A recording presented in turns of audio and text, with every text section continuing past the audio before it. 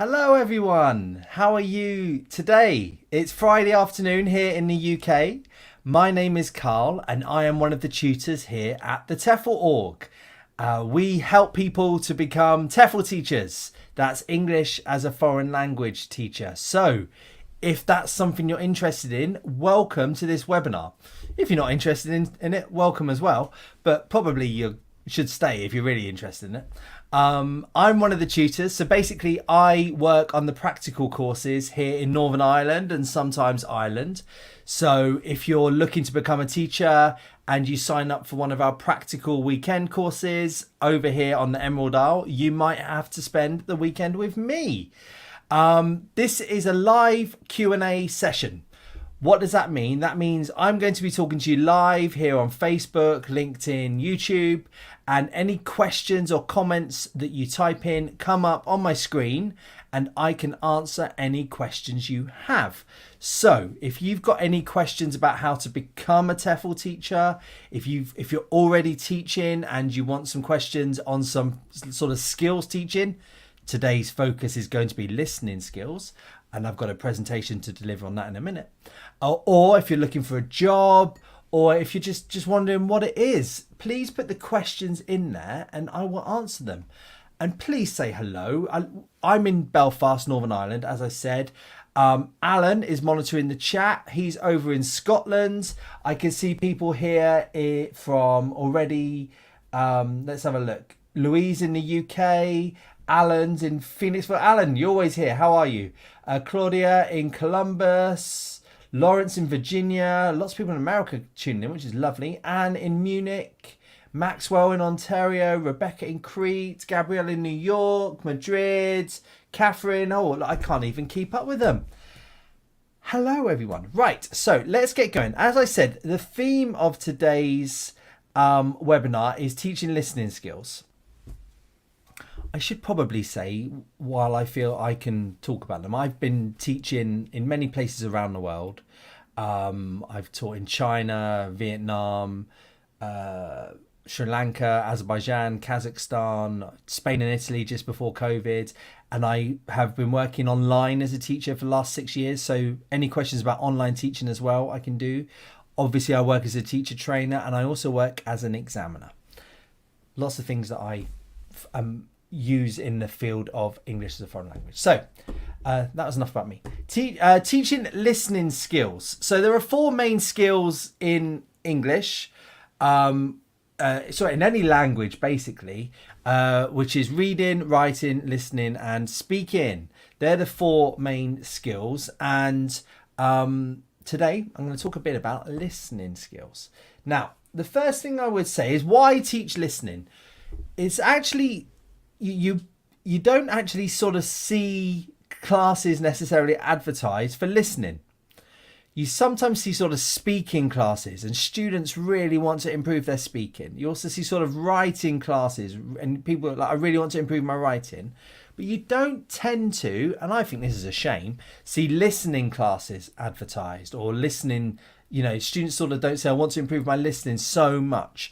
But I think they should, because I saw a PhD, I read a PhD thesis the other a couple of weeks ago, I think it was, and it actually came to the conclusion that 45% of our time communicating involves listening.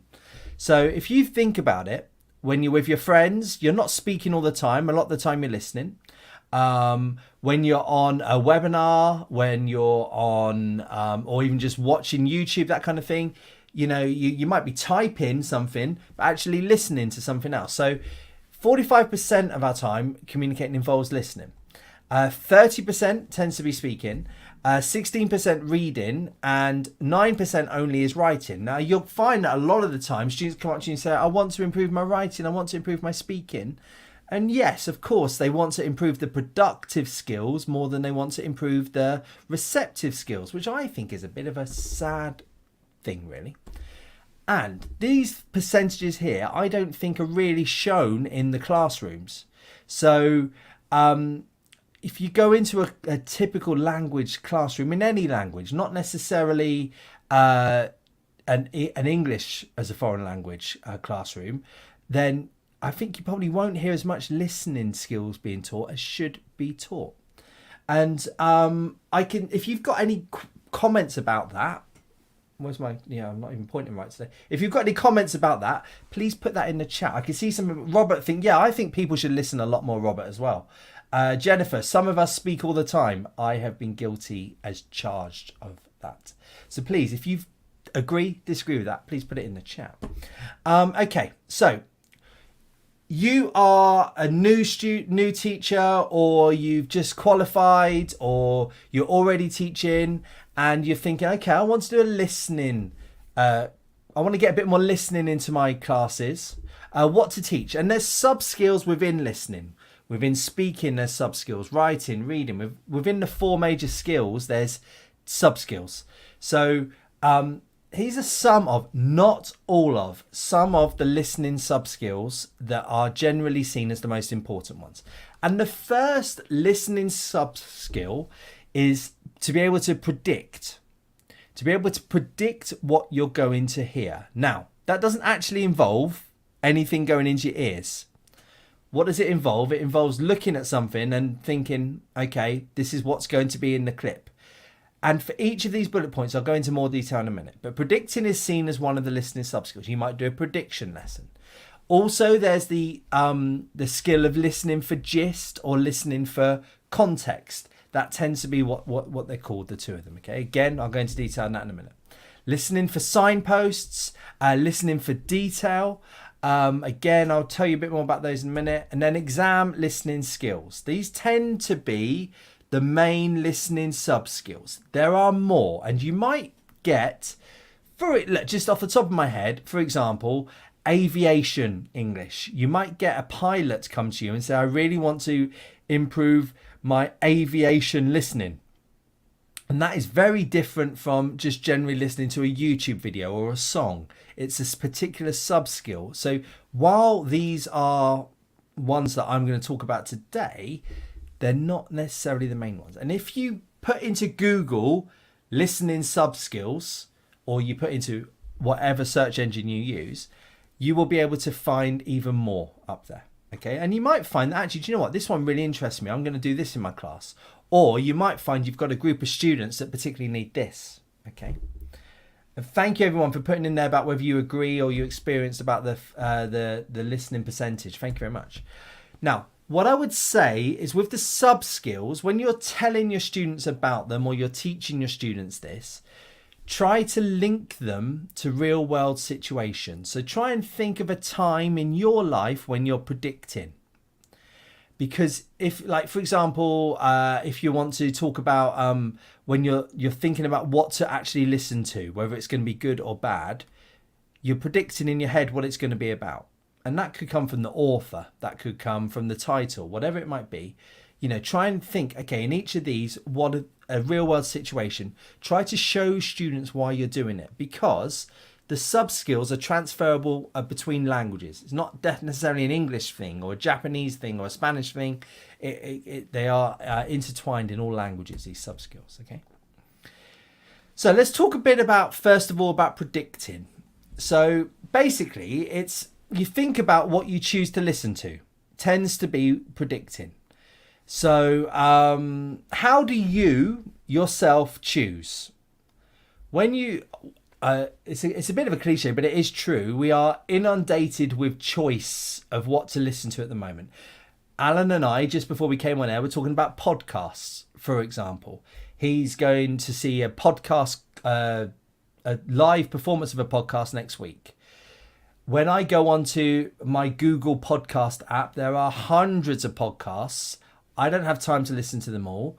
I look through it and I choose which one I want by the title, maybe by the picture, maybe by the authors, that kind of thing. All right. And then I predict what might be in it. I predict, okay, so I'm really interested, for example, in football. So I would predict what topics are going to be talked about from the headline within football. I'm really quite interested in English Premier League football. I wouldn't necessarily sit and listen to a podcast about Italian football, for example. So I predict what's going to be in it just from the headlines, okay? And I use pictures, I use if it could be on something like the BBC website, for example. You look at the headlines and you think, okay, that video is going to be about this. I'm going to listen to that. Could also be about titles that you see, as I said, on podcast apps, that kind of thing. All right. And what can you do to help students to predict? Okay.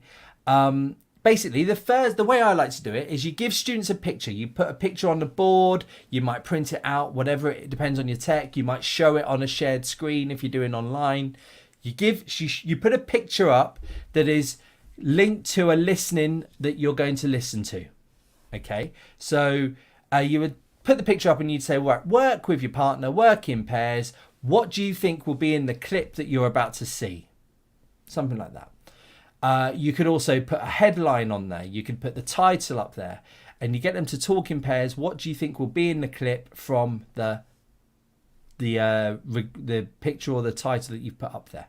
Okay, and you could also say, to move it on a little bit more, and also this is sort of activating the schema of the text that they're going to listen to.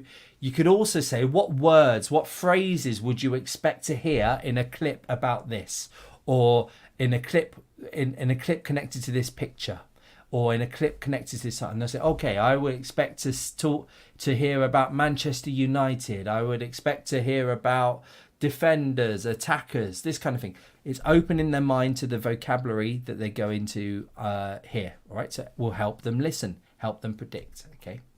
And then after listening, so then you might do a couple of other tasks, which I'm going to talk about in a minute.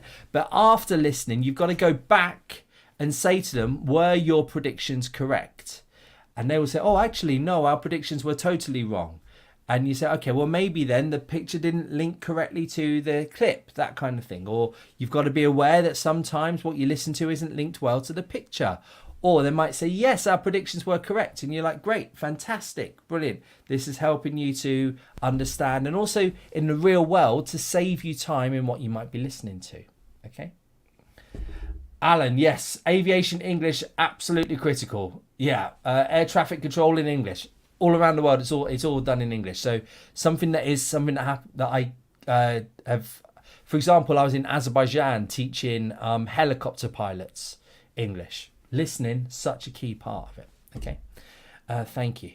Right, let's talk a bit about listening for gist, or listening for context. Okay, so this is basically when you try to understand overall what it's about, what the overall theme, what the overall ideas of a listening clip are about. Okay, and I would sort of say that nowadays it can also be a video as well. It doesn't necessarily just have to be something that you listen. In fact, most of the time nowadays there's video associated with it. So how do you do it? When you think about this yourself before you teach it, when you are listening to something in English or your own language, you're probably just listening overall to a news story or something, just trying to get the big idea of what it's about. You're not necessarily listening for every single detail in it. You're trying to get the whole general idea. Okay. I do it by sort of tuning in and out and just listening to keywords. I do it for listening to the speed and that kind of thing. I do it by listening to the tone that people are talking about. I do it with the formality, so I know whether it's a light-hearted news story, for example, if the tone and the formality of the speaker isn't very high, and I know it's quite a formal story when the tone is, very serious. We talk like this when there's a very serious situation, and we do the format.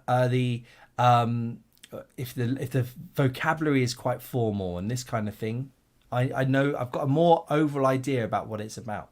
Vocabulary gives me some ideas of the actual content. And what you would do is before you listen. Okay, before you actually play the clip to the students, you would give them questions such as, what is the best summary of the text? And you might give them 3 different summaries that you've written or you found in the textbook. And it would say 3 different options. One very exactly matches the overall idea of the text. And I've put text there, clip, text, whatever it might be. Text is sort of interchangeable with clip there. And they have to match the right one. Okay. You might just very simply say to them, okay, listen to this. What is the topic? If they're quite low level, that might be better. You might say, listen to this. Are the speakers happy? You might even give them all three of these. Okay. You might give them all three of these. It's okay. I wouldn't, for a gist type question, I wouldn't give them more than three, but that could be something that you could do. All right. And then after they say, oh, okay. Afterwards, if they say, oh, the best summary of the text is B, you go, okay, great. Why? What tells us that this is the best one? Okay. That's a listening for gist type question. Then you might, after that, second time, go into a listening for details type question. And this is more of a traditional listening type activities that you might have had at school, or you might be learning, you might have seen in classrooms where you've been in. Okay.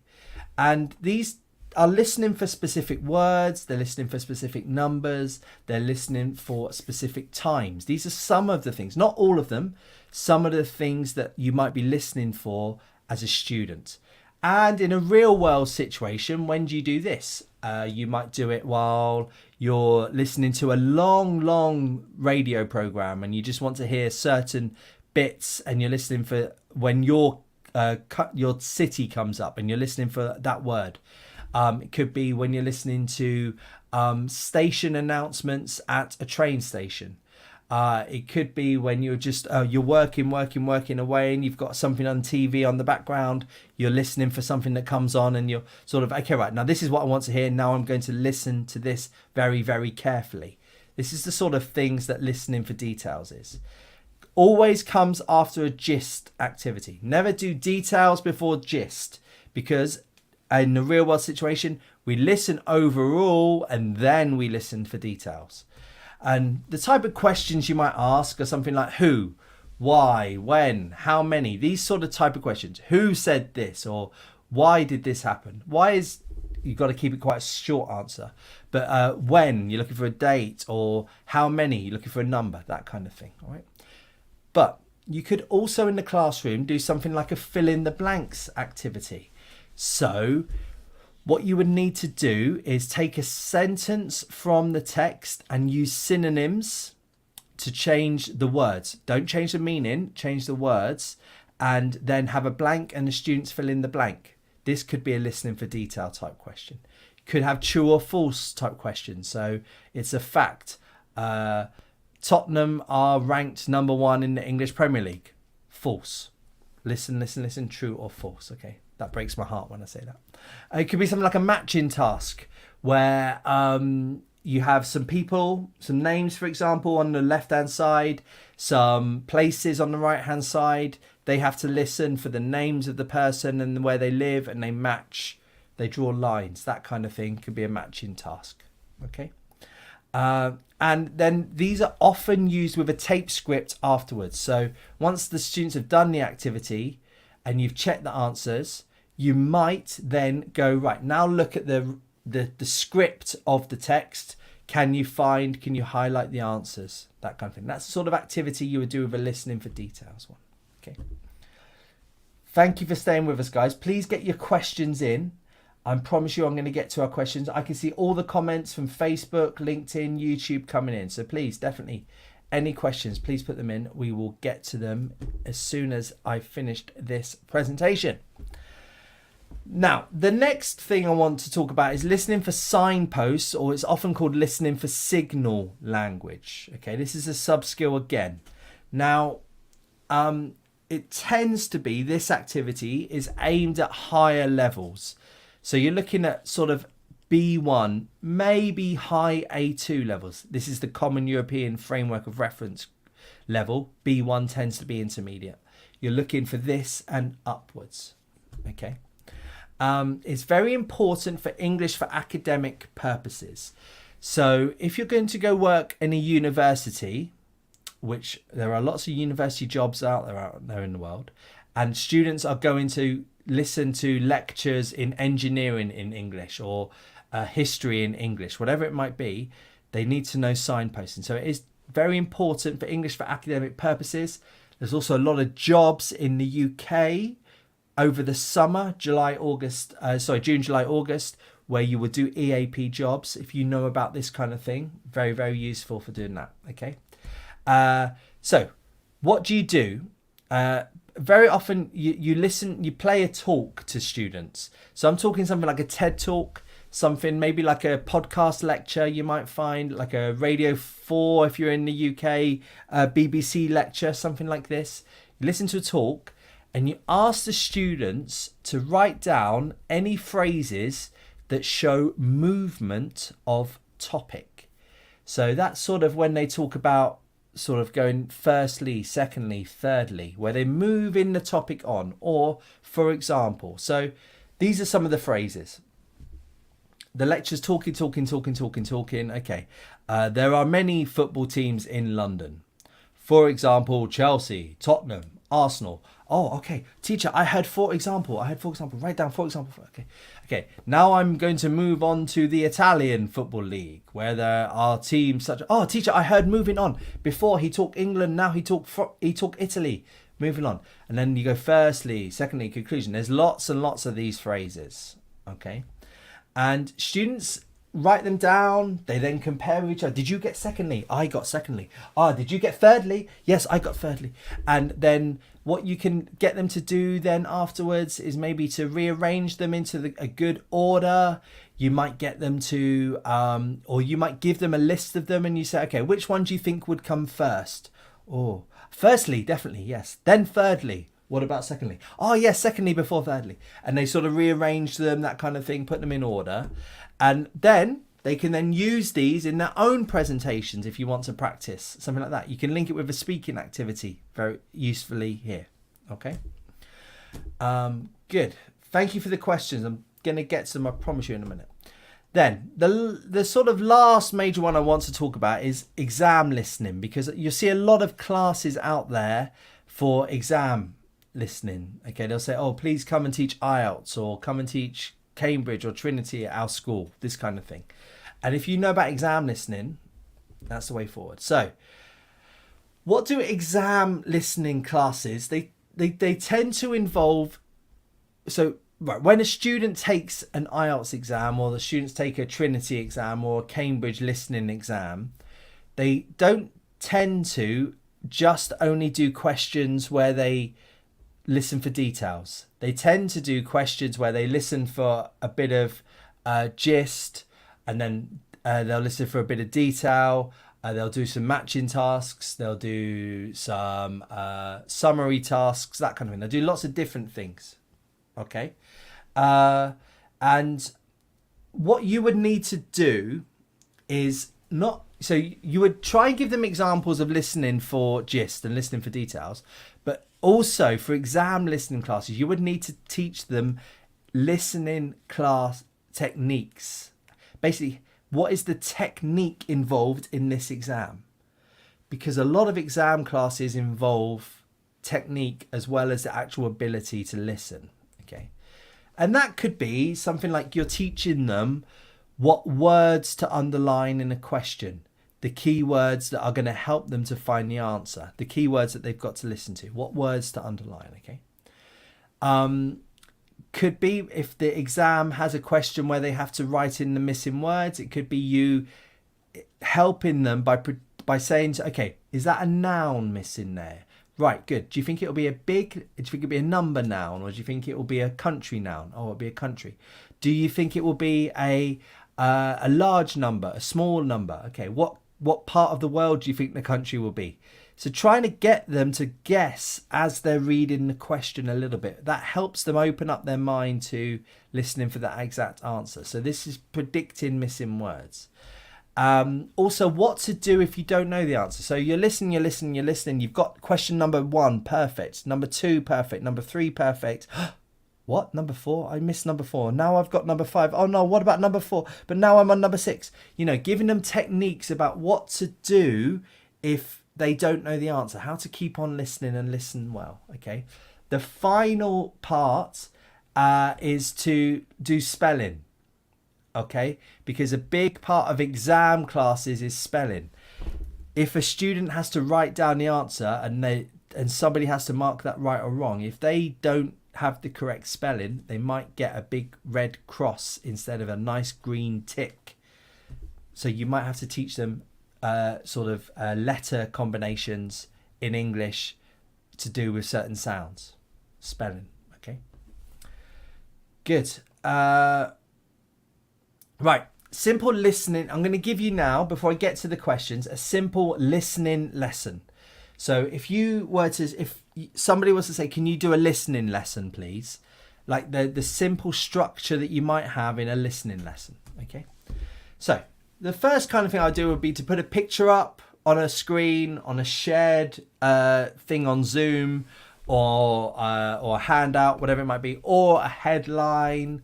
But I think probably easiest is a picture that you find from Google Images, something like that, linked to the sound, the tape clip, the YouTube channel, whatever it might be that you're going to listen to. All right. What do you think is happening? Tell your partner. They talk to each other. Okay. And then you might pre-teach a little bit of vocabulary, and you might do this with some sort of matching activity. You might even be, here's the word, look in the dictionary, find the definition. Vocabulary that you think is going to be difficult, but is key to knowing what the text is going to be about. You might do a bit of pre-teaching vocabulary. You might then, if you've not done a picture, if you've not done it, you might then put the title of the talk up. Okay, and you might say, what do you expect to hear? So there you see you've done a warmer with in this one you've done a warmer. I can't get this right today, Alan. You've done a warmer by putting the picture up, and you've got them talking, but then the predicting comes from the title.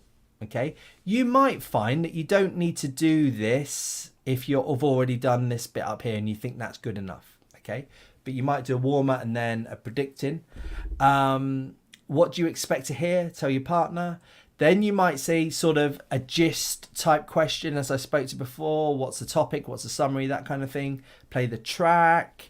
Then you might do a detailed question where you have to answer the questions in more detail. You might play the you play the track again.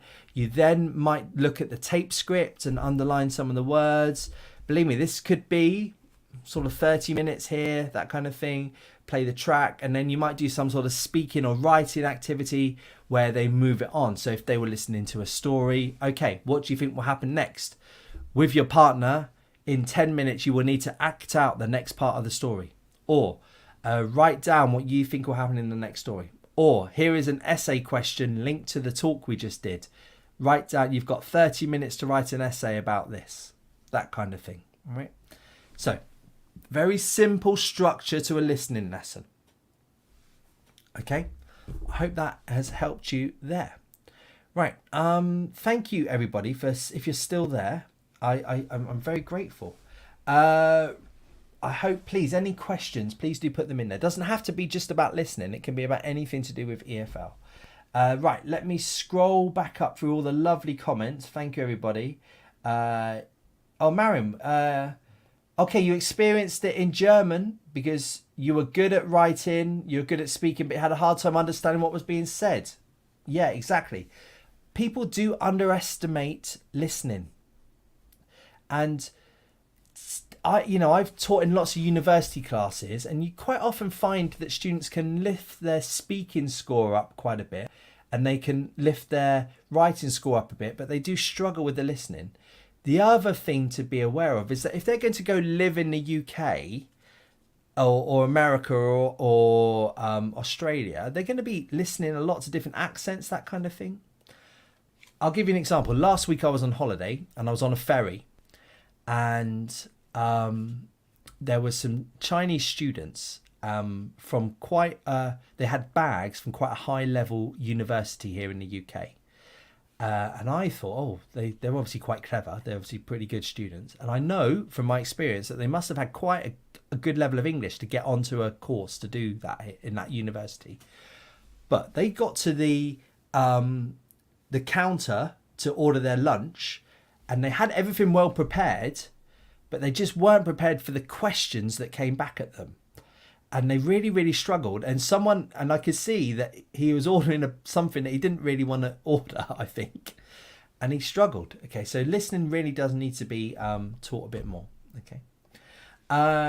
Thank you. That was just a little anecdote about my little story on a ferry last week.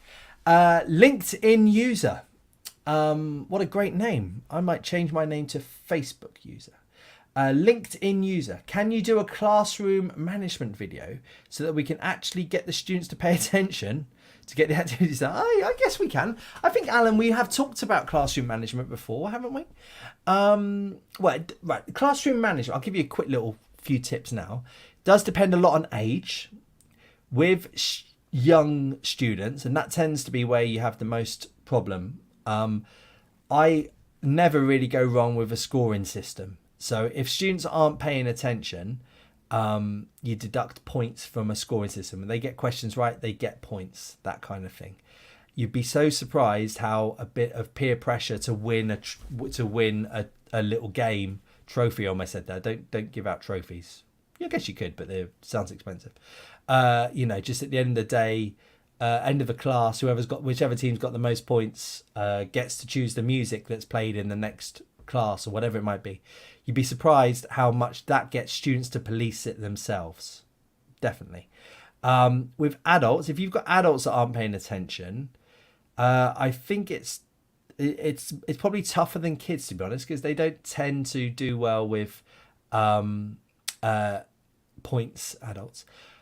All my classes, kids and adults, I do rules, and I put some. So, for example, I put rules up on the board, and I get them to sign the rules, saying that they will listen to the teacher all the time, that kind of thing.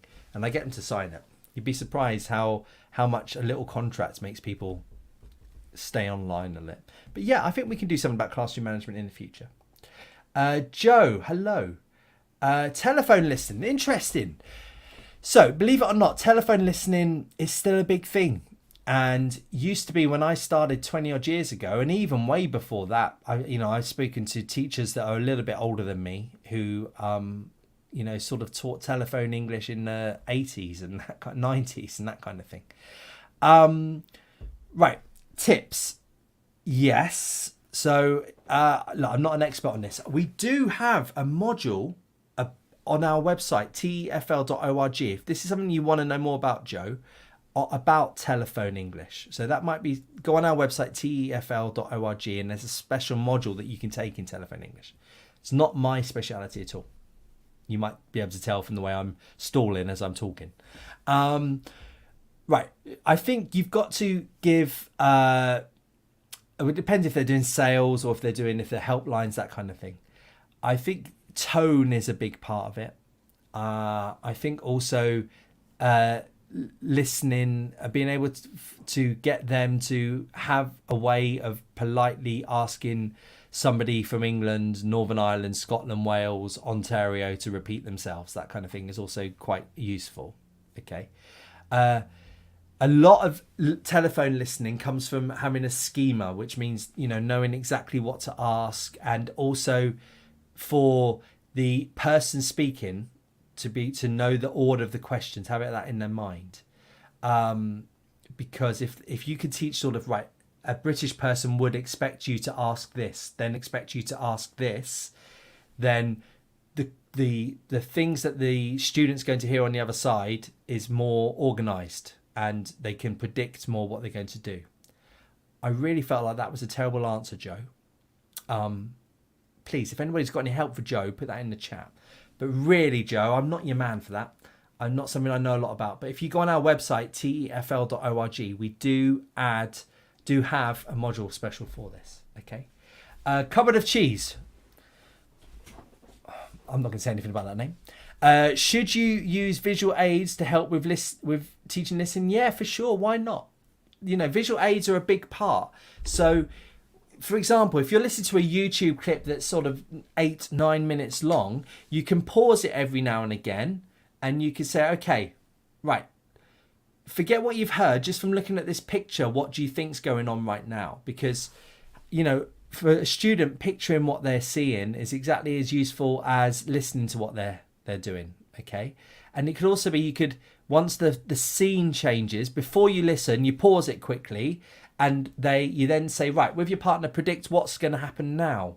so that they're always thinking about the subject, not just listening, because a big part of listening is thinking. Okay. So yeah, and again, as I said, you could use a picture at the start for predicting, that kind of thing. Yeah, for sure.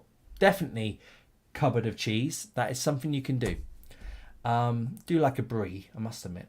Carmen, can you give us an example of what to do if they don't know the answer? Yeah, well, basically, if you're doing sort of exam classes and they don't know the answer, firstly, guess is the first thing you would say to them, because if they've predicted well, they know that that's going to be a number. It's going to be a large number. Just write anything in. Okay. But the second thing that you need to say to them is, look, if you're going for let's say you're going to go do a Trinity listening exam and you want to get the highest level Trinity exam that you can. No, that doesn't make sense. Sorry. They're going for a Trinity listening exam and they just need a B1 level in order to get their visa, to get their passport, whatever it might be. Okay. B1 is not the same as C2. C2, native speaker level, you've got to get almost 100% of the questions correct. B1, they can get, I don't know, let's say roughly 20%. You'd need to check this, Carmen. Let's say they can roughly get 20% of the questions wrong. That means in the test, there are going to be questions that are more difficult than others. There has to be. If all the questions were the same level and that level was easy, everybody would get 100%. Everybody would get a certificate saying they were C2 level. So they've got to be aware that if they're just going for a middle level, B1, B2, that sort of thing, they don't need to get them all correct. And there are going to be ones that they get wrong. So they've just got to ignore it, carry on listening, and then at the end, try and predict. Okay? Does it help you, Carmen? I hope it does. Joanna, hi. After getting your TEFL certification, you'll be transitioning into English teaching. Okay? The goal, that's what we're here for. And if anybody's thinking about it, get out there and do it. I've had some of the best time of my life teaching English around the world. The goal is to move to Spain in January 2023 to teach English. Amazing. Very jealous. Job searching. Right. So, it does depend where you want to go in Spain, Joanna. Now, Spain is interesting because you either sort of, most people that work in Spain, they are either sort of one of three or four different categories. They sometimes work full-time for one company. That could be a language school that they work full-time for. And you often find that's true in the big cities such as Madrid, Barcelona, Malaga maybe, all right? So that's one option, and you'll see those jobs sort of advertised on our website. The second sort of thing that people do in Spain is they work for one language school and they also work for another language school, and they're sort of self-employed or they are part-time employed by a couple of language schools. That sort of thing tends to happen. You arrive in a city and then you look for work, and then the school says to you, well, I've only got 5 hours a week for you, and you go, oh, that's fine for me, and you walk down the road and there's another school and they say, oh, I've got 5 hours a week for you, and you go, right, 5 hours there, 5 hours there. That's very common in Spain for teaching. The sort of third option, which is very, very common in Spain, is you'd be self-employed and you don't work for a school. You just find your own students. Okay, you put adverts up. Spain is a big market, and there's usually lots of students looking for work, and they quite often like to get, Jose likes to go with Miguel, and together they go and pay Joanna, I don't know, 10 euros an hour, whatever it might be, and you make your money that way. Okay, so that might be it. And then the sort of fourth option is you go work for a company, you go work for a couple of companies, and you also are self-employed as well, and you do a bit of everything. That's very, very common in Spain. Lots of people I know in Spain work like that. Go to our website, TEFL.org, go on the blog page. There's stuff about living in Spain. There's also jobs advertised in Spain. We get them quite often. I didn't check it today, I must admit, but we do quite often have jobs advertised in Spain where you just go over and work there. Now, online is sort of different. So, do you want to live in Spain and teach around the world? Well, then that's generally fine. just be aware that some companies in Asia, for example, do sort of say you've got to be in a certain place, maybe for bank accounts, that kind of thing. That's just something to be aware of. If you want to go to Spain and also then teach online to people in Spain, really, you just sort of just got to find your own students. And we've done loads of videos about that kind of thing, Joanna. Searches, look on our website, TEFL.org. Look on eslcafe.com. Look on TEFL, TEFL.com, weare.org. .com is just a website for jobs. We are a more overall TEFL website. Look on Indeed, INDEED. You'll find jobs on there in Spain. Okay. Good luck. Very jealous. I'd love to be out in Spain at this moment. Oh, well, that'd be really hot. Sally, you literally only caught the end. That's okay. You can watch it again, Sally. And again and again and again. And we've got loads of them to watch. Thank you for this. It inspired me to want to join a TEFL course as an ex-teacher of engineering in the UK and I'm in Spain. Hallelujah, Sally. Welcome to the gang. Any questions at all you have, please send us a message on Facebook Messenger. Go on our website, tefl.org. Bottom right corner, there's a message us section. Sally, we will help you to become a TEFL teacher. Jennifer, hello. You're just about to start teaching a Ukrainian adult. Wow. And a 6-year-old daughter speak English. Help. Are you going to teach them both at the same time? Interesting. Ask them if you could do half and half. Jennifer, oh no, who would look after the 6-year-old? I don't know. I don't know on their situation. I would try and ask them to do both. That's the first thing I would say. Don't know if that's easy or not. How do you target both ages in the same lesson? It's all online. Well, first of all, well done for taking them on. Secondly, good luck. Bye. No. Right. Well, I would probably pitch it at the kids level. I think it's easier for an adult to come down to kids level than for a kid to go up to adults level.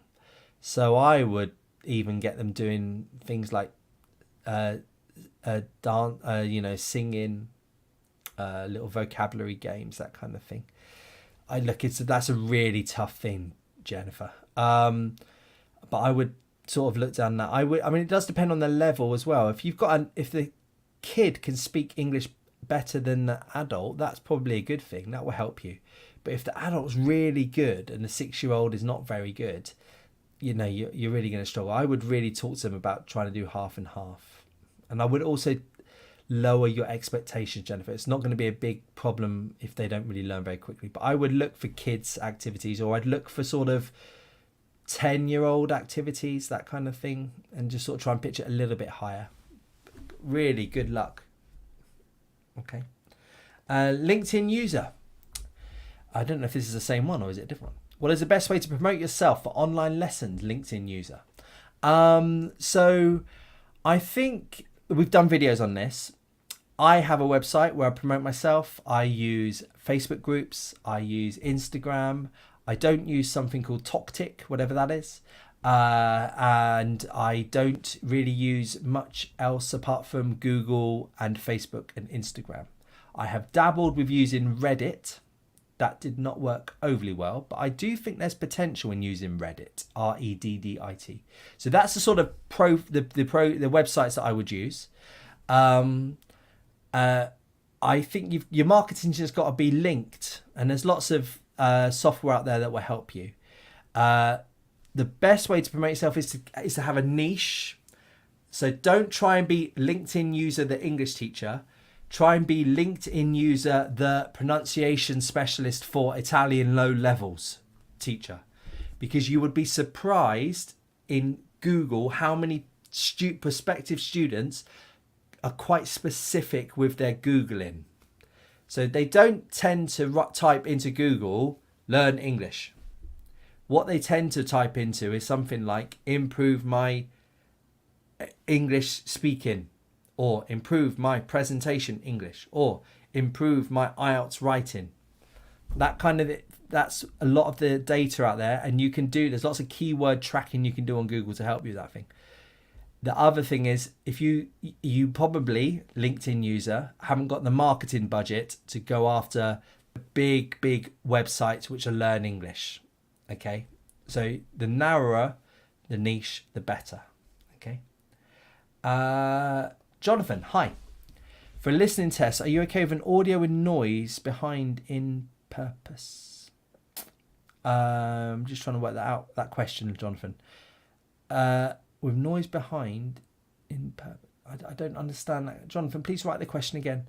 I think, are you sort of saying background noise? Yeah, that's fine. I think it tends to be, but a lot of the listening tests don't have background noise, so it's not really a real world situation for them. But yeah, I think when you're doing some listening, it's a bit of background noise. But Jonathan, please, just this bit here about the noise behind in purpose, I don't quite understand. I'm sorry, maybe I've just been talking for too long. Only about 10 minutes left. No, not even 10 minutes, about 5 minutes left of this webinar. Okay, everyone.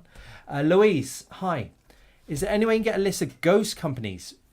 Right, this is an interesting one. So we have got something on our website, tefl.org/blog. And if you type into there scams, SCAMS, tefl.org/blog scams. If I've got time at the end, I'll show you. We talk about how to avoid scams.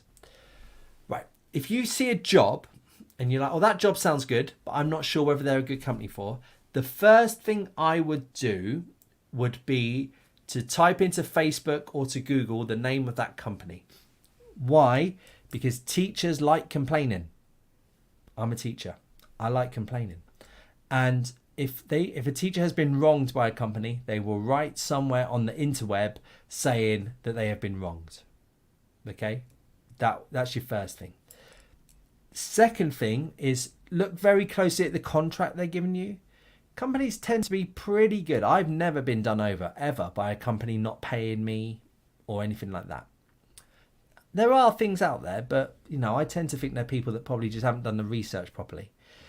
I would look at my contract. I'd look very, very carefully for things that you think are going to worry you. All right.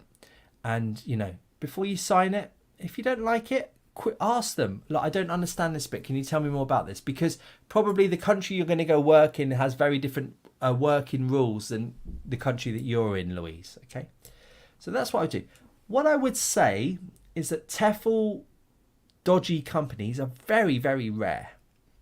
Very, very rare. I don't know many people that have had problems in the 20 odd years that I've been teaching. Okay. Maxwell House. Isn't that a brand? Is that a type of coffee? Maxwell House?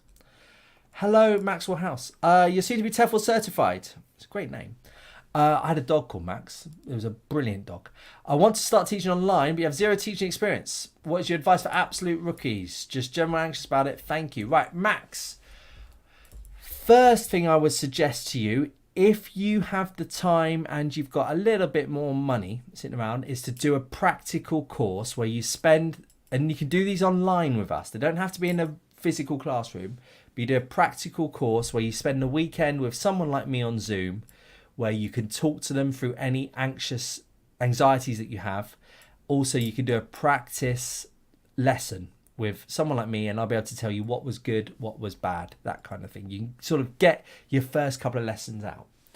The second thing I would say to you is that everyone starts somewhere, okay? Even me, I get nervous before I meet a new group of students. I started a new class just before Easter of refugees here in Northern Ireland. I felt a bit nervous before I met them. That's fine, okay? Planning is your friend. If you are planning and you've planned pretty well, and if you do one of our courses, we teach you how to plan lessons. If you've planned well, not really much that can go wrong. Be a little bit flexible. You don't need to steamroll through your plan, okay? But, if you're going to go teach online, like you're going to do that, just make sure your tech's okay, but also have a plan for what will go wrong if your tech goes wrong. Also plan what to do if the students don't know how to do the tech. You'd be surprised how useless students are at tech.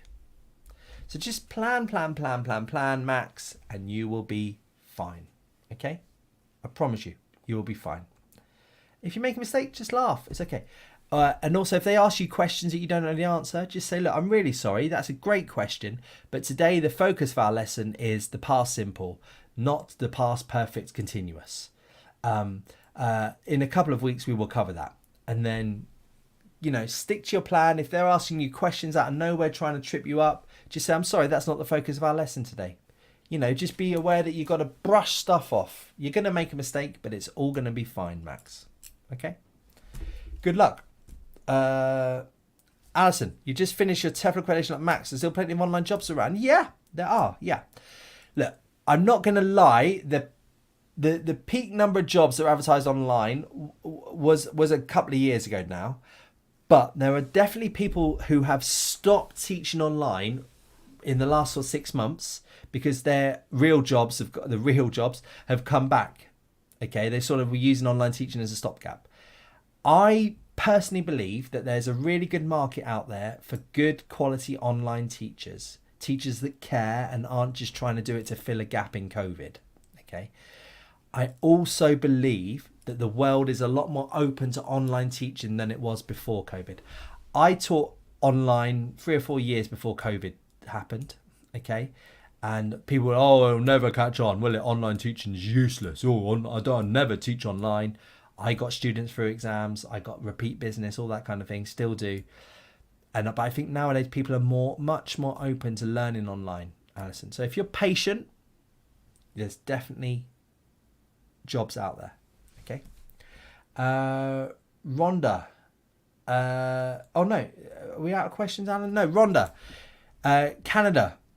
Right. What I would say to you, if you're in Canada, wherever you are in Canada, Google local language schools. You'd be surprised. If you've got a certification, you'd be surprised, Rhonda, how many schools there are near you, especially if you're in a big city, of people learning English and school owners that want teachers. Secondly, you want to go work online? Absolutely great. You've got your certificate. Go on our website, tefl.org, go on the job centre. You'll see a job there, which is advertised people online. Go for it. Done lots of videos about this. Okay. Rita, resources. Right. Reading skills. I'll help you with that. Reading skills. One Stop English is a fantastic website for reading skills. Listening, slightly difficult. There's much less listening resources online than there are reading resources. Why? Because it's harder to find clips. TED Talks are really good for listening, and you'll find if you just type in TED Talks ESL or EFL lessons, you'll find loads on there, Rita. Okay. The other thing you might want to think about is looking for textbooks. You can find very specific listening textbooks where they just deal with listening, that kind of thing. One Stop English for reading. They also have listening on there, but they're really good for reading. And I would put in TED Talks EFL. I'd also type in British Council listening lessons.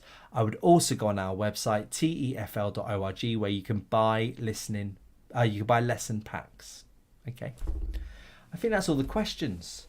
Thank you for staying with us, everyone, for the last 54 minutes. I haven't read a lot of the comments, but please, if you did like that webinar, please put in the chat. If you didn't like that webinar, please also put in the chat, because we like to get feedback. A big part of being a teacher is feedback. We have lots of other videos where we talked about lots of different topics which have come up in the questions. So please go through our YouTube videos, go through our Facebook videos. You'll be able to see them. Okay.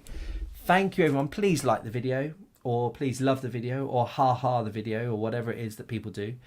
Please, do you know what? Why not share it? Won't that be great? Thank you very much, everybody. Have a good weekend. Look after yourselves.